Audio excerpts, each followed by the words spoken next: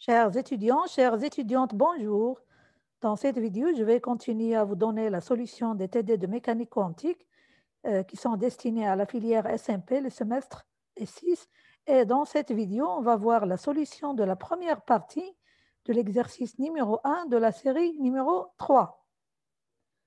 Je commence par les données, enfin, l'énoncé de l'exercice. Donc, c'est un exercice qui est sur, c'est une application de la théorie des perturbations stationnaires et pour un système qui est connu, qui est l'oscillateur harmonique. Donc aujourd'hui, je vais donner la correction des deux premières questions et la suite va être donnée dans une prochaine vidéo. Avant que je commence à répondre à l'exercice, je vais donner un petit rappel, un résumé sur la méthode des perturbations stationnaires. Cette théorie, donc la théorie des perturbations stationnaires, elle est utilisée lorsque l'hamiltonien du système peut s'écrire sous cette forme-là. Donc nous avons l'hamiltonien du système H est égal à la somme de deux hamiltoniens, H0 et H1, avec H0, c'est l'hamiltonien du système avant perturbation, avant qu'on applique la perturbation. Donc c'est ce qu'on appelle hamiltonien du système non perturbé.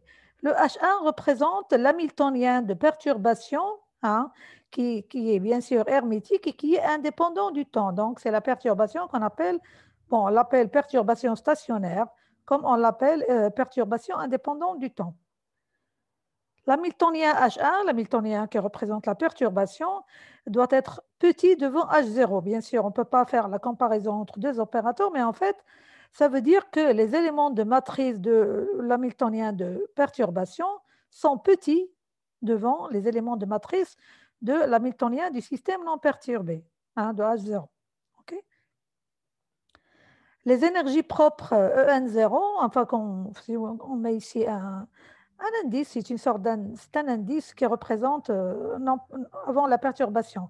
Donc, les énergies propres EN0, supposées non dégénérées, et les états propres correspondants notés phi N0 de l'hamiltonien avant perturbation, donc de l'hamiltonien du système non perturbé. Donc, ces énergies propres et ces états propres sont supposés connus. Donc, l'équation aux valeurs propres correspondantes s'écrit sous cette forme-là. Donc, on met ici entre parenthèses 0, juste pour dire que ce sont les états non perturbés et les énergies propres non perturbées. Parce qu'après, on va introduire les corrections à l'ordre 1, à l'ordre 2, selon l'énoncé de l'exercice. Bien. Bon, pour bien exprimer cette perturbation, on introduit un paramètre réel, lambda, sans dimension, qui est très petit devant 1, et puis un opérateur qu'on appelle W d'une manière générale, mais on pourra changer de notation dans les exercices. Donc là, c'est juste pour donner une définition, bien évidemment. Donc, on introduit un paramètre lambda et un opérateur W qui est de même ordre que H0. Alors, quand on dit deux opérateurs du même ordre, ça veut dire leurs éléments de matrice sont du même ordre. C'est ce que ça veut dire. Donc, on écrit l'hamiltonien H1, l'hamiltonien de perturbation est égal à ce lambda, la petit, multiplié par cet opérateur W. Bien sûr, même W doit être hermétique.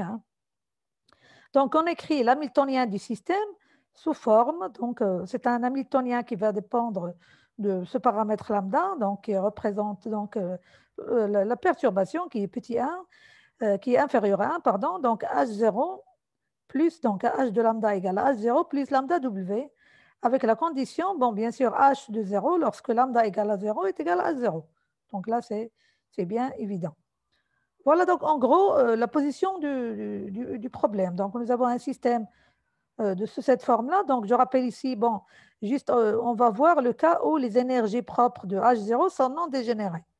Et puis, bon, il y a d'autres cas où les énergies sont dégénérées. Donc il y a une autre façon d'appliquer cette perturbation. Donc tout ce qu'on va voir ici dans cette vidéo et en général dans cet exercice-là, l'exercice qu'on va donner, pour lequel on va donner cette correction. Donc, il s'agit des perturbations, donc, de la théorie des perturbations stationnaires avec des énergies propres de l'hamiltonien H0 sont non dégénérées. S'ils sont dégénérés, c'est autre chose. On va le voir plus tard. Bien, donc la théorie de perturbation consiste à faire un développement des énergies propres En lambda, qu'on va noter En de lambda, le paramètre qui représente la perturbation, et les vecteurs propres qu'on note psi n lambda de l'hamiltonien du système H lambda en fonction en puissance de ce lambda-là. Hein. Eh bien, donc, ces deux, les énergies propres et les états propres H de H lambda, bon, obéissent bien sûr à cette équation aux valeurs propres. Hein. Donc, nous avons H lambda psi n lambda est égal à En lambda psi n lambda. Donc, ce sont ces énergies-là, En lambda, et ces états-là, psi n lambda, qu'on va exprimer sous forme d'un développement en puissance de lambda. Autrement dit, on écrit donc En lambda est égal à En à l'ordre 0, donc c'est l'énergie l'énergie propre de H0 de l'hamiltonien du système non perturbé, et puis plus lambda les corrections, donc la correction à l'ordre 1 multipliée par lambda à la puissance 1, plus la correction à l'ordre 2 multipliée par lambda au carré. De même pour psi n lambda, on va l'écrire sous forme d'une combinaison linéaire des vecteurs. Donc là, c'est le vecteur propre du système non perturbé, hein, correspondant à cette énergie propre, plus lambda, la perturbation, ou bien le vecteur, l'état perturbé au premier ordre, plus lambda au carré, l'état perturbé au deuxième ordre. Bon, bien évidemment, bon, en général, on s'arrête en ce qui concerne la correction sur l'état au premier ordre, mais on pourra l'écrire au deuxième ordre. Bon, ici, pour l'énergie, en général, on calcule l'énergie au premier et au deuxième ordre. Donc, on va remplacer tout ça dans cette équation valeur propre. Donc, d'une part, je vais remplacer H lambda en fonction de H0 plus lambda qui multiplie l'opérateur W. Et puis, on va remplacer les psi n lambda et En lambda en fonction de ce développement-là qu'on vient de voir.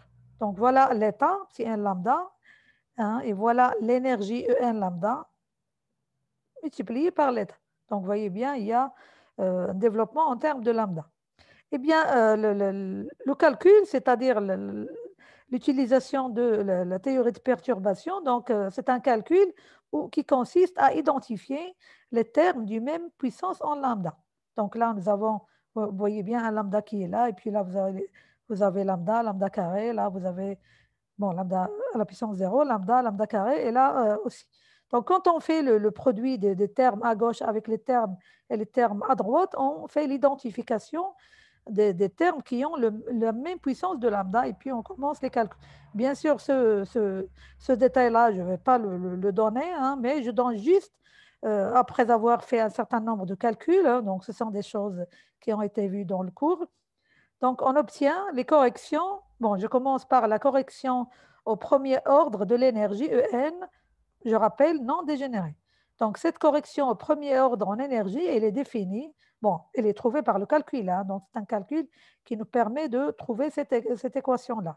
Donc, l'énergie au premier ordre est donnée par la valeur moyenne de l'opérateur qui représente la perturbation dans l'état non perturbé. Donc, je rappelle ici, phi N0, c'est l'état du système non perturbé. Donc, voilà, c'est aussi simple que ça.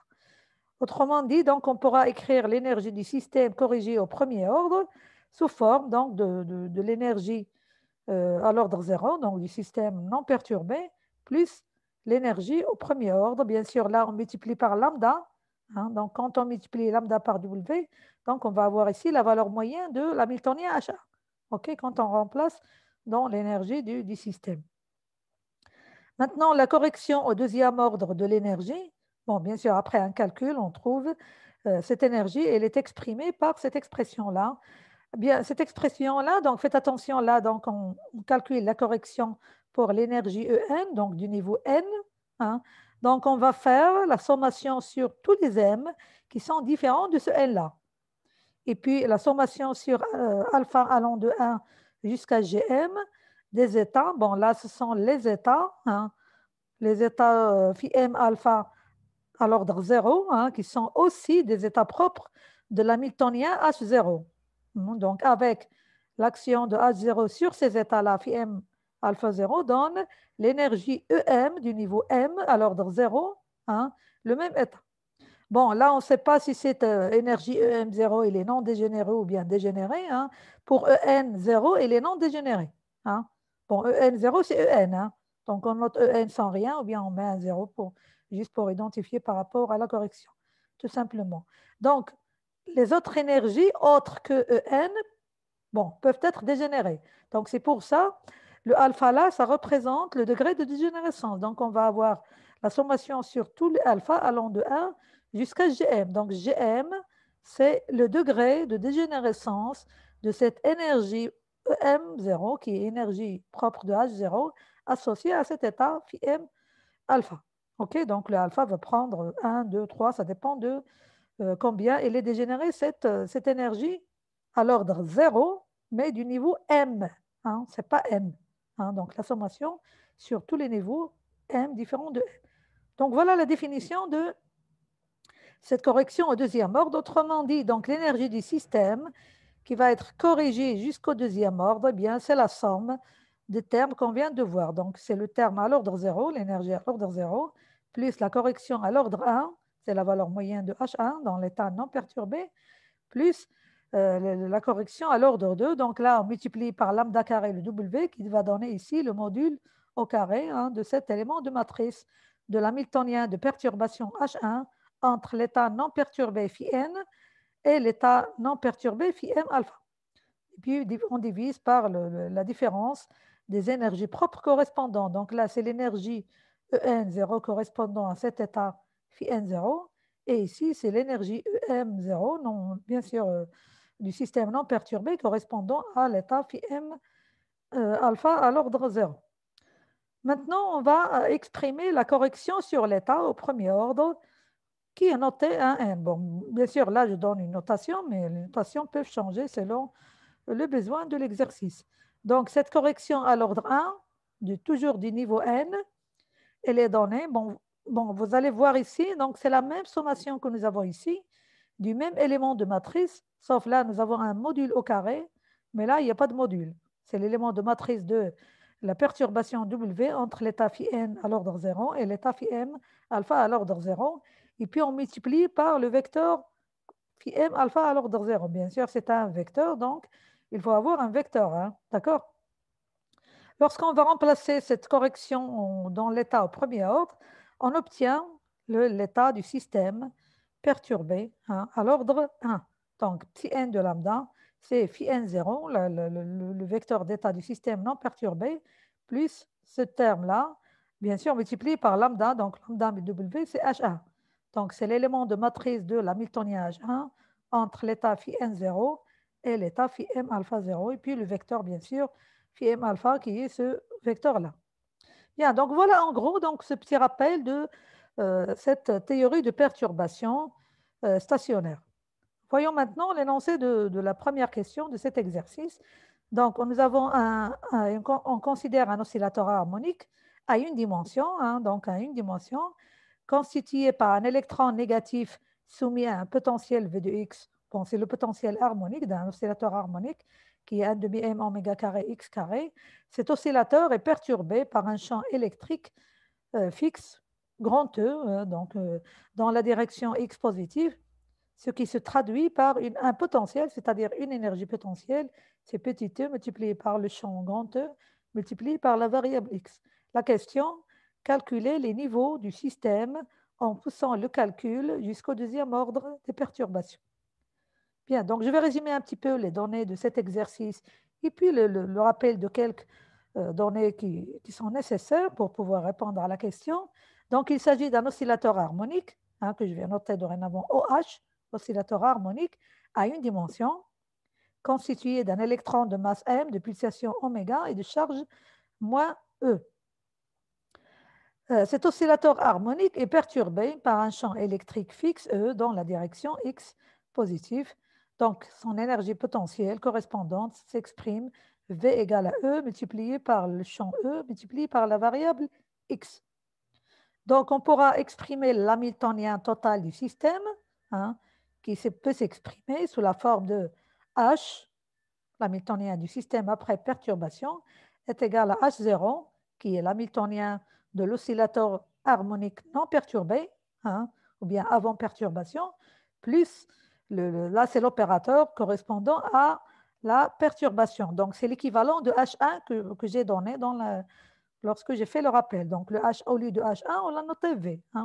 Bon, les notations, ils peuvent changer selon les données de l'exercice. Alors, le H0, qui est l'hamiltonien d'un oscillateur harmonique, c'est P carré sur 2M plus le 1 demi M oméga carré X carré, et qu'on pourra écrire, bon, d'après le... Bon, il faut revoir l'oscillateur harmonique, la théorie quantique de l'oscillateur harmonique, hein, dans les vidéos correspondantes. Hein, donc, j'ai déjà publié les cours, le cours correspondant et même des exercices correspondant à l'oscillateur harmonique. Donc, cet hamiltonien de l'oscillateur harmonique, après un calcul, on trouve qu'il est égal à h bar oméga A plus, bon, ce sont deux opérateurs, A plus multiplié par A plus 1 demi, avec A, petit a, donc c'est un opérateur qui s'exprime en fonction des opérateurs X, l'opérateur position, et l'opérateur P, qui est l'opérateur impulsion sous cette forme-là. Hein. L'opérateur A+, c'est son adjoint, donc c'est le même terme avec un moins ici. Hein. Et puis, je rappelle la relation de commutation entre ces deux opérateurs, elle est égale à 1. Donc, tout ça, il faut revoir le cours correspondant à l'oscillateur harmonique et les vidéos correspondantes. Alors, le petit a, l'opérateur petit a, ça s'appelle opérateur d'annihilation. Hein, et l'opérateur A+, il s'appelle l'opérateur de création.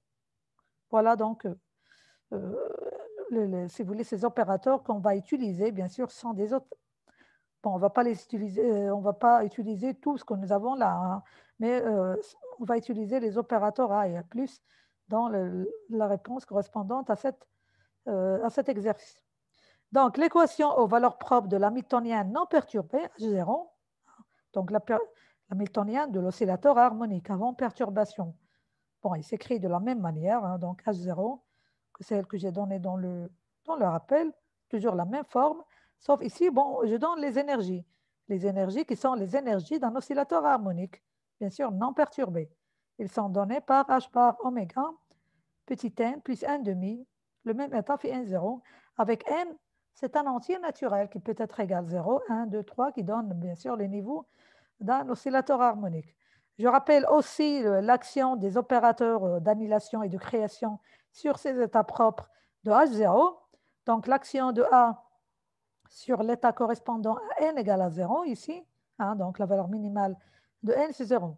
Donc, l'action de A sur phi 0 est égale à 0. Le phi 0, ça représente l'état fondamental de l'oscillateur harmonique. Toujours, l'action de A sur l'état fondamental d'un oscillateur harmonique, c'est toujours 0. Et d'une manière générale, l'action de l'opérateur d'annihilation sur l'état phi n est égale à racine de n phi n moins 1. Donc, il fait diminuer le niveau n vers le niveau n-1. Bien sûr, on multiplie ici. Bon, tout ça, la démonstration de ces formules, elles sont données dans le cours correspondant à l'oscillateur harmonique. De même, l'action de l'opérateur de création A+, sur le vecteur phi n0 est égale à racine de n plus 1. Le vecteur devient phi n plus 1. Hein, donc, elle fait augmenter le n d'une unité. Donc, on va avoir ici n plus 1. L'hamiltonien total du système maintenant, c'est-à-dire l'hamiltonien, je parle de l'hamiltonien ici après perturbation, donc il est donné par la somme de H0, qui est l'hamiltonien ici de l'oscillateur harmonique, plus l'hamiltonien de perturbation, qui est E, c'est la charge multipliée par le champ électrique grand E, multiplié par l'opérateur position grand X. Donc là, il s'agit d'un opérateur. Voilà donc notre hamiltonien qu'on va utiliser dans le calcul et dans l'application de la théorie de perturbation. Alors la question maintenant, première question, calcul des niveaux d'énergie du système jusqu'au deuxième ordre. Qu'est-ce qu'on va faire? Eh bien, on va juste faire appliquer les relations correspondantes à ces corrections en énergie. Donc, je commence par l'énergie ou bien la correction de l'énergie du système au deuxième ordre. Elle est donnée par, donc on va le noter, donc tout à l'heure on l'a noté En de lambda, mais là il n'y a pas de lambda. Donc, dans l'exercice, il n'y a pas un paramètre lambda. Donc, on va se débrouiller pour pouvoir utiliser les formules précédentes selon les besoins de l'exercice, comme je l'ai déjà indiqué. Donc, on va noter cette énergie ENC, ça veut dire l'énergie corrigée. C'est la somme de l'énergie à l'ordre 0, l'énergie d'un oscillateur harmonique, plus la correction à l'ordre 1, donc c'est la valeur moyenne de l'hamiltonien de perturbation, qui est, ici on l'a noté V entre l'état phi n0, plus l'énergie à l'ordre 2, bon, qui est cette sommation-là sur les m différents de n, et puis tous les éléments de matrice de l'hamiltonien de perturbation V entre l'état phi n0 et l'état phi m, divisé par la différence E n0 moins EM à l'ordre 0. Notre hamiltonien V, donc il s'agit bien, bon, c'est un opérateur énergie potentielle, ou bien on pourra dire l'hamiltonien de perturbation, et les données par E, qui sont des scalaires, petit e, et le champ grand E, qui est aussi un scalaire, multiplié par l'opérateur, grand X. Donc l'opérateur, c'est l'opérateur de position grand X. Allons-y. Donc je vais commencer par calculer l'énergie au premier ordre, qui est définie par cette valeur moyenne de V entre l'état phi n0 et l'état, enfin la valeur moyenne de V dans l'état phi n0. Hein. Donc on va remplacer V par son expression ici. Bien sûr, les constantes qui sont des scalaires peuvent, si vous voulez, peuvent être passées vers à gauche ici. Et ce qui va rester ici, donc, c'est la valeur moyenne de l'opérateur X, l'opérateur de position. Et bien maintenant, on va faire appel à l'expression de X en fonction des opérateurs petit a et petit a plus, les opérateurs d'annihilation et de création. Donc cette expression, elle est donnée par X, l'opérateur X égale la racine de H bar sur 2m oméga, la somme de A plus A plus. Autrement dit, bon, je commence par le côté droit, c'est-à-dire l'action de X sur le quai de phi n0, et après, quand on aura calculé, on va le projeter sur le bras pour avoir la valeur moyenne. Donc, je commence par l'action de X sur phi n0, je remplace X par cette expression-là, phi n0.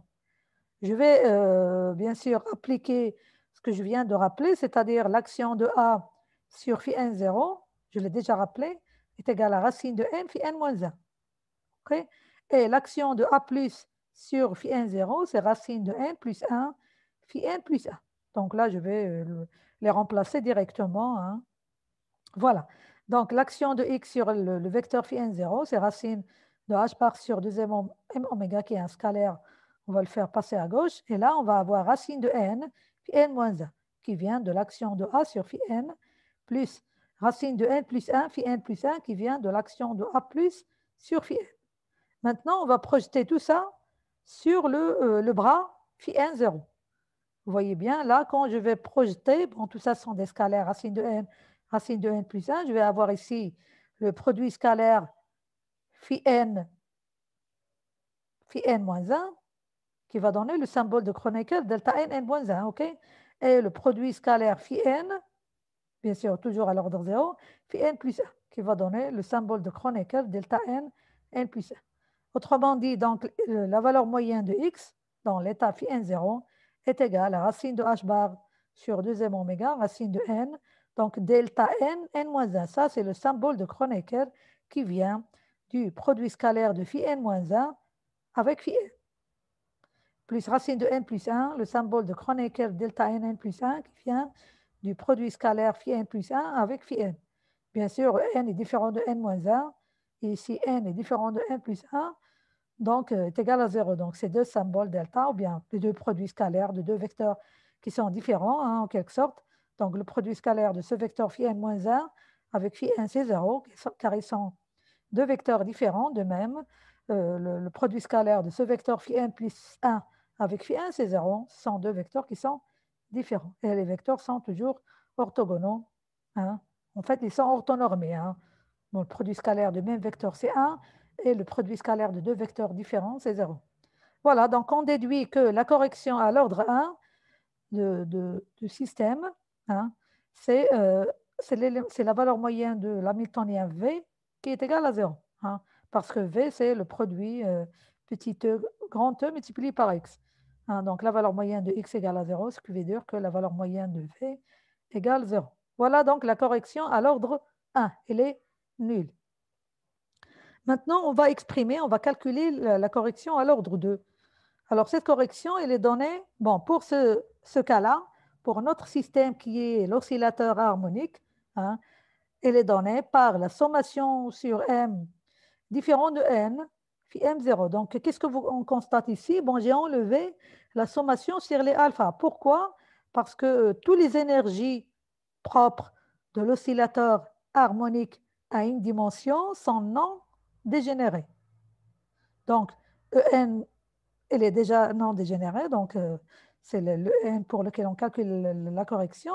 Maintenant, même les énergies EM, quelle que soit la valeur de M, toutes les énergies propres de l'oscillateur harmonique sont non dégénérées. Donc, c'est pour ça que j'ai enlevé ici la sommation sur la dégénérescence, hein, et je l'ai enlevé ici. Donc, ce qui va rester ici, juste le vecteur phi m à l'ordre 0 avec m est différent de n qui correspond à cette énergie EM à l'ordre 0. Hein. Bien. Eh bien, d'après le calcul qu'on vient de faire, là, je rappelle que V, c'est E, petit e, la charge multipliée par le grand E qui est le champ, multiplié par l'opérateur X. Hein. Donc ici, on va avoir un élément de matrice de X, hein, entre phi n et phi m. Hein. Et nous avons déjà fait le calcul. Hein. Donc on va obtenir un élément de matrice qui est celui-là, entre phi n et phi m plus 1.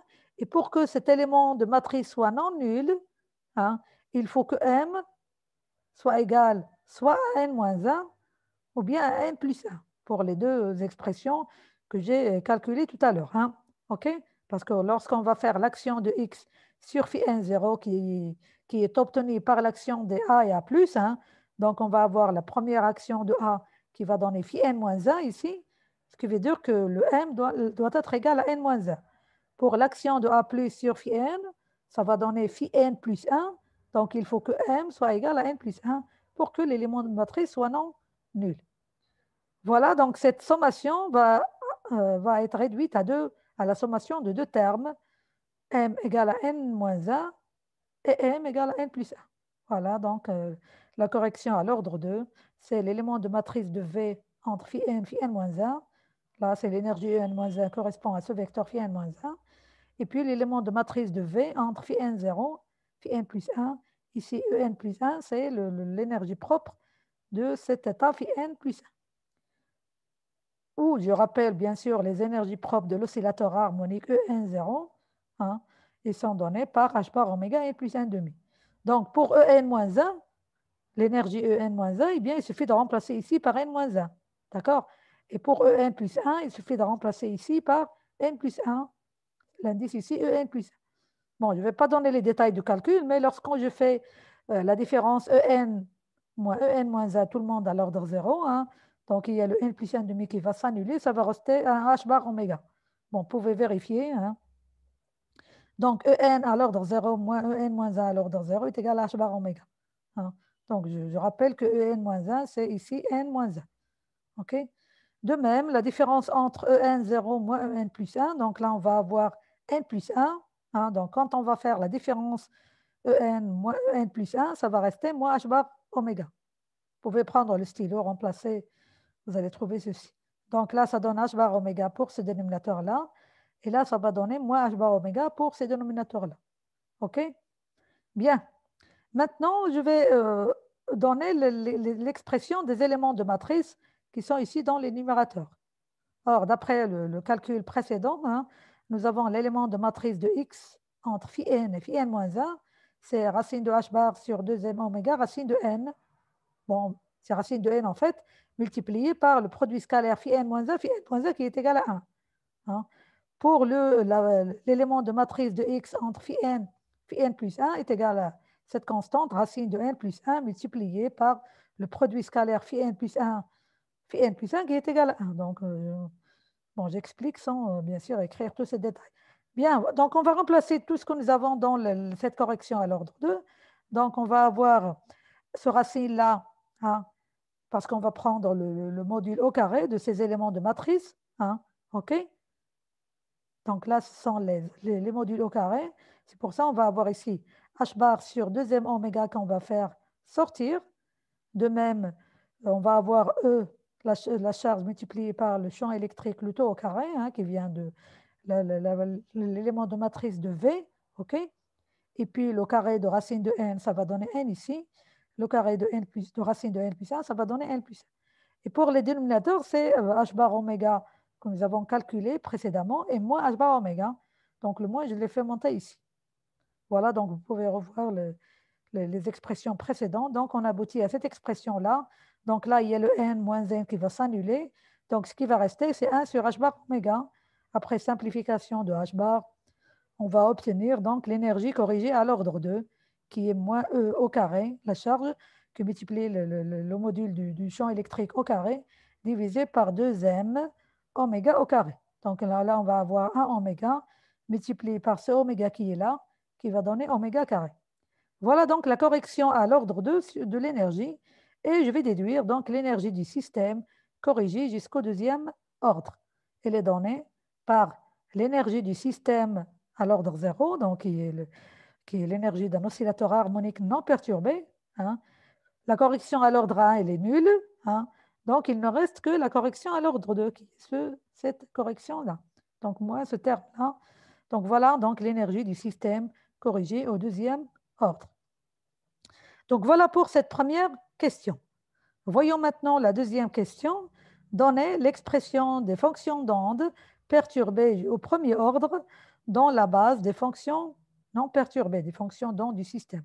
Bien sûr, on va commencer par exprimer tout d'abord les états, c'est-à-dire les quêtes, les vecteurs d'état, et puis on va déduire la fonction d'onde à la fin.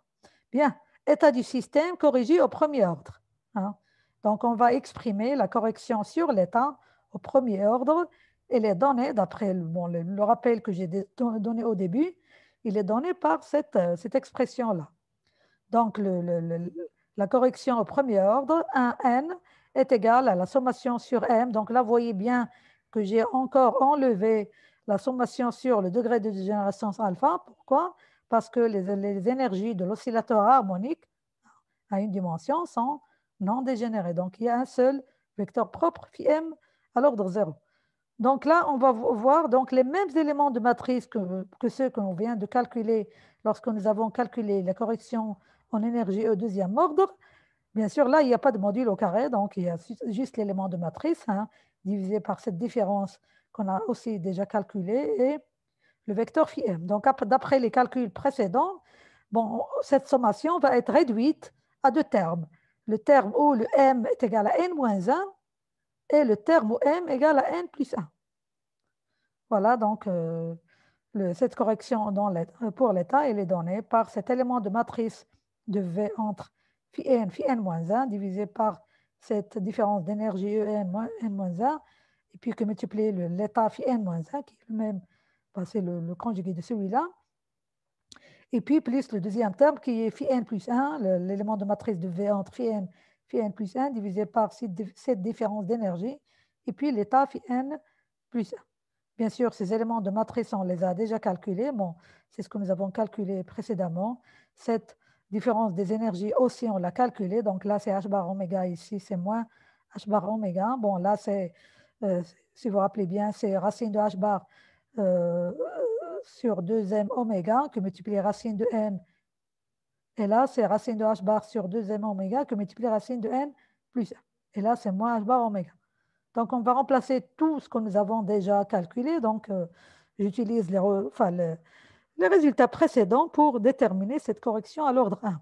Donc, vous voyez bien, quand on calcule la correction à l'ordre 2 en énergie, c'est-à-dire on calcule les éléments de matrice de l'hamiltonien de perturbation, lorsqu'on veut calculer la correction sur l'état, on ne va pas refaire tous les calculs, hein, parce que c'est la même sommation sur les éléments de matrice. Sauf pour le vecteur, les éléments de matrice, il n'y a pas le module au carré, mais par contre, pour l'énergie, il y a le module au carré des éléments de matrice. Hein. Donc, c'est pour ça, là, ça reste racine de n, à racine de h bar sur 2m oméga, et là aussi, c'est racine de n plus 1. Et la différence des énergies, bon, le premier, ça donne h bar oméga, le deuxième, c'est pas h bar oméga. Voilà donc pour cette correction sur l'état hein, à l'ordre 1. Donc, autrement dit, maintenant, la correction à l'ordre 1 du système, elle est donnée par cette expression qui est la suivante, après avoir bien sûr fait sortir le h bar oméga ici. Hein, donc là, qu'est-ce qu'on a fait? On a juste fait sortir le h bar oméga. Bien sûr, il y a le h bar qui va se simplifier, d'accord? Bon, ce terme, c'est le même que celui-là, mais il y a le h bar qui se simplifie et le oméga, le voici. Hein.